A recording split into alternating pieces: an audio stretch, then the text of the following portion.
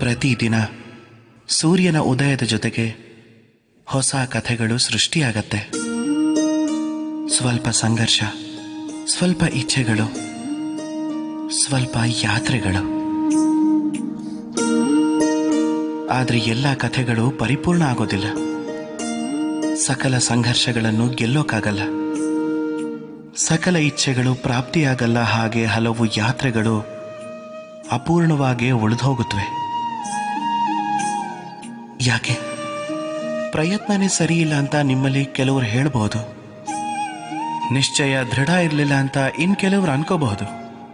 ಕೆಲವರು ಕೋಪ ಮಾಡ್ಕೋತಾರೆ, ಇನ್ನು ಕೆಲವರು ಅಪಯಶಸ್ಸಿನ ಹೊರೆನ ತಮ್ಮ ಭಾಗ್ಯದ ಹೆಗಲಿಗೆ ಹಾಕ್ಬಿಡ್ತಾರೆ.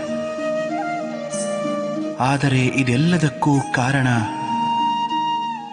ಕೇವಲ ಒಂದು ತತ್ವದ ಕೊರತೆ. ಕಮ್ಮಿ ಆಗಿರೋದು 2 ಅಕ್ಷರ, ಕಮ್ಮಿ ಇರೋದು ಪ್ರೇಮ. ಪ್ರೇಮ ಇದು ನಮ್ಮ ಶಾಸ್ತ್ರಗಳ ಪರಿಭಾಷೆಗಳಲ್ಲೂ ಸಿಗಲ್ಲ, ನಮ್ಮ ಶಸ್ತ್ರಗಳ ಬಲದಲ್ಲೂ, ಪಾತಾಳದ ತಳಗಳಲ್ಲೂ, ಆಕಾಶದ ಧಾರೆಗಳಲ್ಲೂ ಇಲ್ಲ. ಈ ಪ್ರೇಮ ಎಲ್ಲಿದೆ ಹಾಗಾದ್ರೆ? ಹೇಗೆ ಪಡ್ಕೊಳ್ಳೋದಿದನ್ನ? ಪ್ರೇಮ ಪಡೆಯೋ ದಾರಿ ಯಾವುದಿದೆ? ಇವಿಷ್ಟನ್ನು ಅರ್ಥ ಮಾಡಿಸೋ ಪ್ರಯತ್ನ ನಡೀತಿರುತ್ತೆ. ಹಾಗಾದ್ರೆ ಬನ್ನಿ, ಈ ಯಾತ್ರೆಯಲ್ಲಿ ಭಾಗಿಯಾಗಿ ಈ ಪ್ರೇಮದ ಭಾವ ತೀವ್ರತೆಯ ಮಹಾಕಥೆಗೆ ಸಾಕ್ಷಿಯಾಗಿ.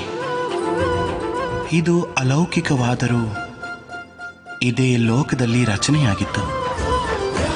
ಆದರೆ ಈ ಯಾತ್ರೆಗೆ ನಿಮಗೆ ಯಾವುದೇ ರೀತಿ ಶುಲ್ಕ ಇರಲ್ಲ, ಯಾವ ಪರಿಚಯ ಪತ್ರನೂ ಬೇಕಿಲ್ಲ. ಒಂದೇ ಒಂದು ಸಲ ಮನಸ್ಸಿಂದ ಹೇಳ್ಬಿಡಿ, ರಾಧೆ ರಾಧೆ.